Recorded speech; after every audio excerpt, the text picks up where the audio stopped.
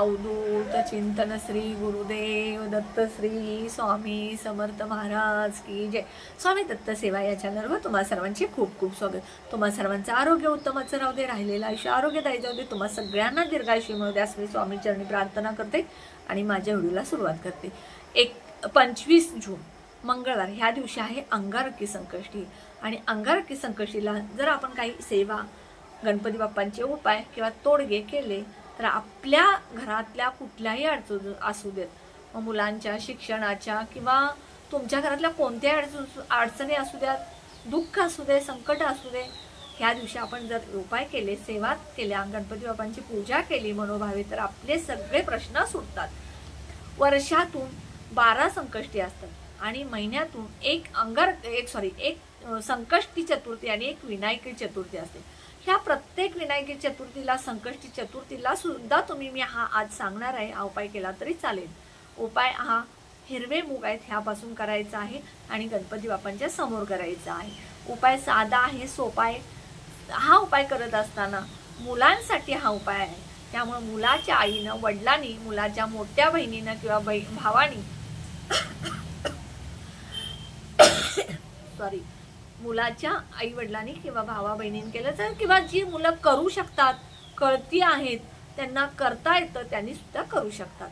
उपाय जो आहे तो तुम्ही अंगारकी संकष्टी दिवशीच करायचा आहे आणि यानंतर तुम्ही प्रत्येक संकष्टीला जरी केला तरी तुम्हाला नक्कीच त्यामध्ये फायदा आहे, यश आहे। बघा, अंगारकी संकष्टी दिवशी हा उपाय करायचा आहे। हा उपाय तुम्ही करत असताना कशासाठी, मुलं अभ्यास करतात, लक्षात राहत नाही, यासाठी करू शकता।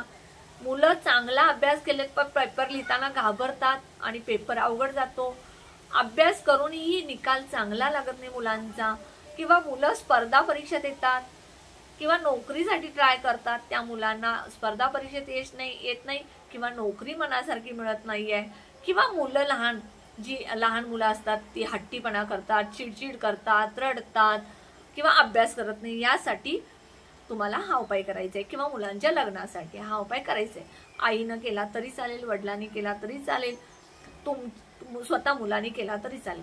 उपाय साधा आहे।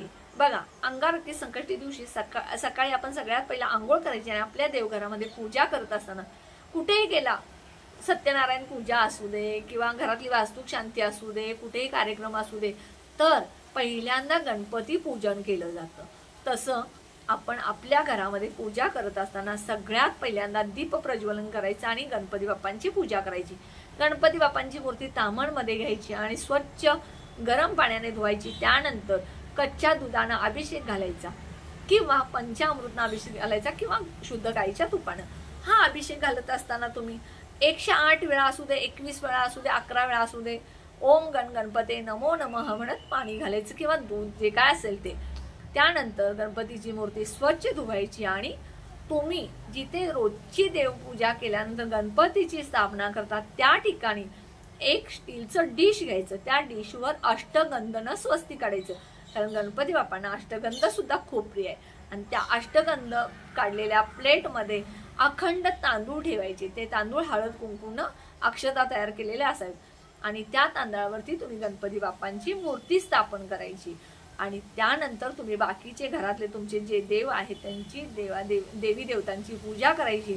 आणि गणपती बाप्पांना बघा, जास्वंदचं फूल खूप प्रिय आहे, तसंच दुर्वा सुद्धा प्रिय आहे। तर तुम्हाला जर तुमच्या घरामध्ये आसपास जास्वंदची जास्त फुलं मिळाली तर तुम्ही 11 जास्वंदची फुलं आणि दुर्वा 21 घालायच्या, गुळ खोबऱ्याचा नैवेद्य दाखवायचा आणि गणपती बाप्पांना अथर्व शीर्ष पठण करायचं।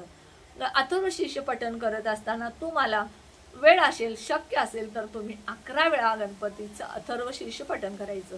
हे अथर्व शीर्ष 10 वेळा म्हणायचं आणि 11व्या वेळेला अथर्व शीर्ष पठण करून त्याची फलश्रुती म्हणायची। जर तुम्हाला वेळ नसेल, अशक्य असेल, म्हणता येत नसेल तर तुम्ही श्रवण करू शकता किंवा गणपती स्तोत्र म्हणू शकता। त्यानंतर तुमची ही घरातली पूजा, गणपतीचा अभिषेक, अथर्व शीर्ष पठण झाल्यानंतर तुम्ही 108 मूग आणि हिरवं कॉटनचं कापड घ्यायचं।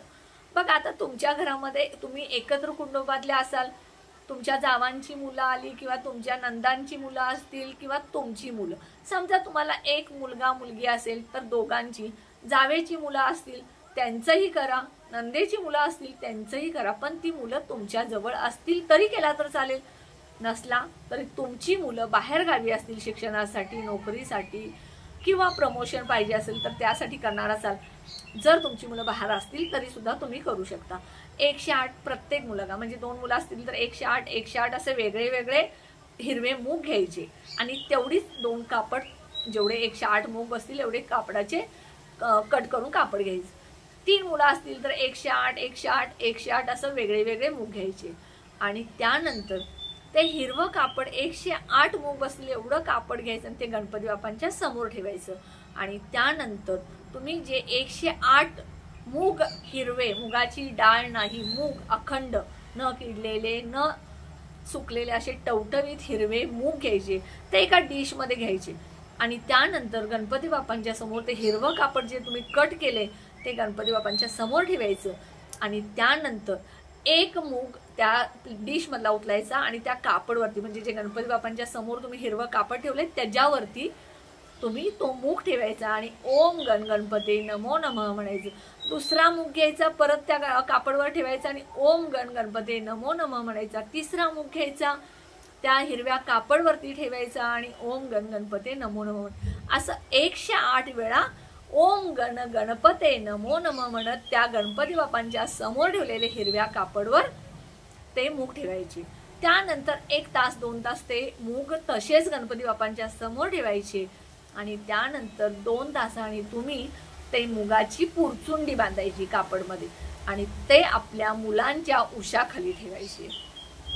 त्यानंतर बघा, तुम्ही जर तुमची मुलं बाहेर गावी असतील, तुम्ही हा उपाय केला असेल तर तुमच्या मुलांच्या ज्या वस्तू आहेत, ड्रेस असेल किंवा स्कूल पुस्तकं असतील किंवा टेबल असेल त्यामध्ये तुम्ही हे पुरचुंडी ठेवायची। त्यानंतर दुसऱ्या दिवशी ही पुरचुंडी घ्यायची आणि गणपती बाप्पांच्या मंदिरमध्ये जायचं, कारण दुसऱ्या दिवशी बुधवार आहे, गणपती बाप्पांचा वार आहे।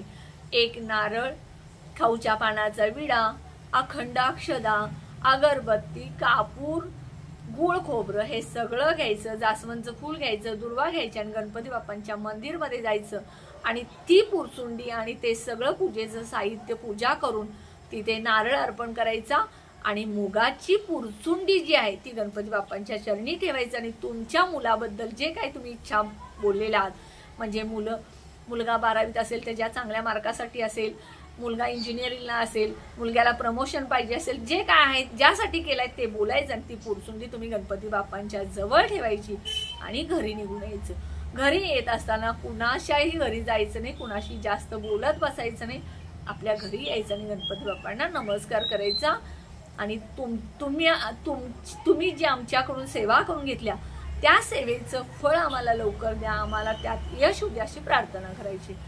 तर अशा पद्धतीनं तुम्ही हे अंगारकी संकष्टीला करा आणि अंगारकी संकष्टीपासून प्रत्येक विनायक चतुर्थीला आणि संकष्टी चतुर्थीला हे जर उपाय केले तर तुम्हाला 1000% गणपती बाप्पांचं फळ मिळणार। तुमच्या मुलांच्या कुठल्याही गोष्टी असू द्या, प्रमोशन असू दे, मुलांचे पगारवाढ असू दे, मुलांची नोकरी असू दे, मुलांच्या एक्झाम असू दे किंवा मुलं खोडकरपणा, त्यात 100% गणपती बाप्पा तुम्हाला यश देणार, कारण गणपती हा बुद्धीचा दैवत आहे, त्यामुळे तुम्हाला निश्चितच यश मिळणार।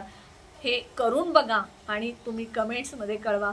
माझा व्हिडिओ जर तुम्हाला माझा व्हिडिओ आवडला असला जास्तीत जास्त शेअर करा, कारण बघा प्रत्येकाला मुलं असतात आणि प्रत्येकाच्या घरामधल्या प्रत्येक मुलामध्ये काय तर गुण अवगुण असतात आणि जर तुम्ही शेअर केला तर त्या मुलांचे अवगुण असतील तर ह्या शेअर केलेल्या व्हिडिओमुळे त्यांचे सुद्धा संकट दूर होतील, त्यांच्या मुलांच्या सुद्धा प्रगती होईल।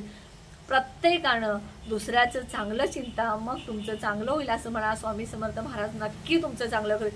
जर तुम्ही दुसऱ्याचं वाईट चिंतला तर स्वामी समर्थ महाराज तुमचं वाईट करायला कधीही कमी पडणार नाही। मी प्रत्येक व्हिडिओमध्ये सांगते, ओटावर बोट ठेवताय तसंच मनात बोट ठेवा। मनात कुचकी भावना ठेवून ओटावर तुम्ही समोरच्याला दाखवताय मी खूप चांगला, तुझ्याबद्दल भावना चांगल्या आहे, तुझ्याबद्दल मी चांगलं बोलतोय, चुकीचं आहे।